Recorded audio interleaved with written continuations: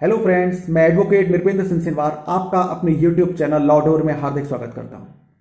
Friends, आज मैं आपके लिए एक और इंपॉर्टेंट टॉपिक लेकर आया हूं। आप और हम सभी कानून के दायरे में रहते हैं और हम सभी के चारों तरफ कोई ना कोई कानूनी क्षेत्र विद्यमान है। इसलिए मेरी हमेशा ये कोशिश रहती है कि मैं किसी ना किसी कानूनी क्षेत्र से संबंधित कोई ना कोई महत्वपूर्ण जानकारी लेकर आपके सामने आऊं, जिससे कि आप भी उस कानूनी क्षेत्र से संबंधित कानूनी जानकारी को समझ सकें, अपने लीगल राइट से अवेयर हो सकें तथा कानूनी पहलुओं को भलीभांति समझ सकें। इसी तरह से मैं आज आपके लिए एक और इंपॉर्टेंट टॉपिक लेके आया हूं, जो कि संबंधित है उपभोक्ता संरक्षण अधिनियम से, यानी कि कंज्यूमर प्रोटेक्शन एक्ट से। पर इस वीडियो में आगे बढ़ने से पहले मेरी आपसे रिक्वेस्ट है कि मेरे इस वीडियो को, इस जानकारी को ज्यादा से ज्यादा लाइक, शेयर और सब्सक्राइब करिएगा, क्योंकि यदि यह जानकारी किसी जरूरतमंद की नॉलेज में आती है तो वो भी अपने उपभोक्ता संरक्षण कानून के बारे में, अपने अधिकारों के बारे में समझ पाएगा और भलीभांति उनका कानूनन प्रयोग कर सकेगा। तो आगे बढ़ते हैं। आप और हम सभी उपभोक्ता की श्रेणी में आते हैं, चाहे हम किसी देशी कंपनी के ब्रांड्स को खरीदते हों या विदेशी कंपनी के ब्रांड्स को खरीदते हों, चाहे वो खाने पीने के प्रोडक्ट्स हों, कॉस्मेटिक प्रोडक्ट्स हों या पहनने के कोई उत्पाद हों, हम सभी उपभोक्ता की परिभाषा में आते हैं। ऐसा ही एक मामला उपभोक्ता संरक्षण अधिनियम के अंतर्गत Kerala state consumer dispute redressal forum Thrissur के सामने Francis Vadakkam versus the proprietor A1 medical and others CC number 345/2012 के केस में आया, जिसमें कि परिवादी ने जनवरी 2012 में एक हेयर क्रीम के विज्ञापन से प्रभावित होकर उस हेयर क्रीम को एक मेडिकल स्टोर से खरीदा था। इस क्रीम के लिए इसकी निर्माता कंपनी का दावा था कि करीब 6 सप्ताह तक लगातार यूज के बाद में सिर के बालों में 3 गुना तक अप्रत्याशित वृद्धि देखने को मिलेगी। इस क्रीम का प्रमोशन यानी एडवर्टाइजमेंट दिया था एक एक्टर ने, जो कि इस कंपनी के ब्रांड एम्बेसडर भी थे। जब परिवादी को इस क्रीम के लगातार उपयोग के बाद में कोई लाभ नहीं पहुंचा, तो उन्होंने निर्माता कंपनी, ब्रांड एम्बेसडर और मेडिकल स्टोर के मालिक, जहां से इस क्रीम को खरीदा गया था, इन तीनों के खिलाफ जिला उपभोक्ता मंच के सामने एक शिकायत दर्ज कराई 5 लाख रुपए की क्षतिपूर्ति दिलाने हेतु। जब यह मामला ऑनरेबल डिस्ट्रिक्ट फोरम के सामने पहुंचा, तब ब्रांड एम्बेसडर ने, जिन्होंने इस क्रीम का विज्ञापन दिया था, उन्होंने अपने बयानों में यह स्पेसिफिकली एडमिट किया कि उन्होंने इस विज्ञापन को देने से पहले कभी इस क्रीम को खुद पर यूज किया ही नहीं था।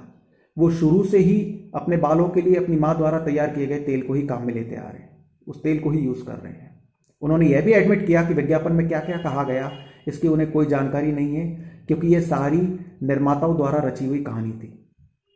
इससे यह स्पष्ट है कि जिस हेयर क्रीम के लिए ब्रांड एम्बेसडर ने यानी अभिनेता ने विज्ञापन दिया था, उस क्रीम को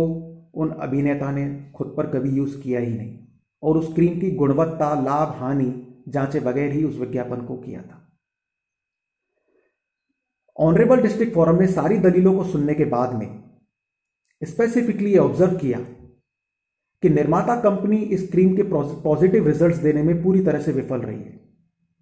कोर्ट ने यह भी माना कि डिस्क्रिप्शंस में जो सावधानियां लिखी हुई थी वो इतनी छोटी थी कि यदि उन्हें मैग्नीफाइंग ग्लास से भी देखा जाए तो भी वो स्पष्ट रूप से नहीं पढ़ी जा सकती थी। इसके अलावा कोर्ट ने माना कि भ्रामक विज्ञापनों के जरिए उपभोक्ताओं को ऐसे प्रोडक्ट्स खरीदने के लिए ललचाया जाता है और आजकल ऐसी प्रवृत्ति बहुत ही ज्यादा बढ़ती जा रही है। कोर्ट का यह भी कहना था कि यदि इन विज्ञापनों को हटा दिया जाए तो ऐसे उत्पादों की यानी प्रोडक्ट्स की कीमत करीब आधी रह जाएगी। ये सारे ऑब्जर्वेशंस देते हुए कोर्ट ने निर्माता कंपनी और ब्रांड एम्बेसडर दोनों को 10-10 हजार रुपए की क्षतिपूर्ति राशि परिवादी को देने के निर्देश दिए और जिस मेडिकल स्टोर से परिवादी ने उस क्रीम को खरीदा था, उस मेडिकल स्टोर के मालिक को भी 3,000 रुपए बतौर क्षतिपूर्ति परिवादी को देने के निर्देश दिए गए।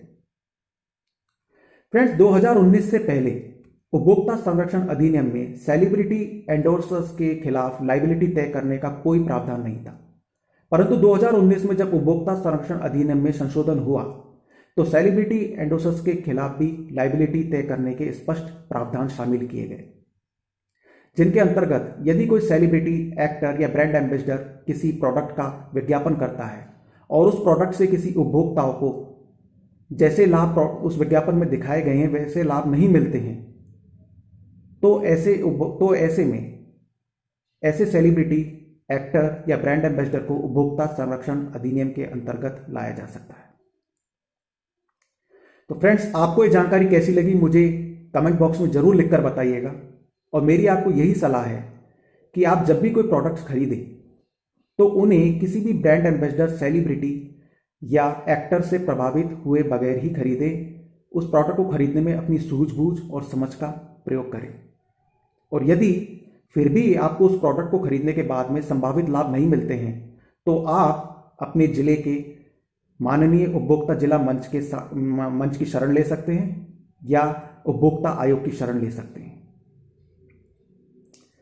तो मेरी आपसे हमेशा की तरह यही रिक्वेस्ट है कि आप मेरे इस वीडियो को ज़्यादा से ज़्यादा शेयर, लाइक और सब्सक्राइब करिएगा,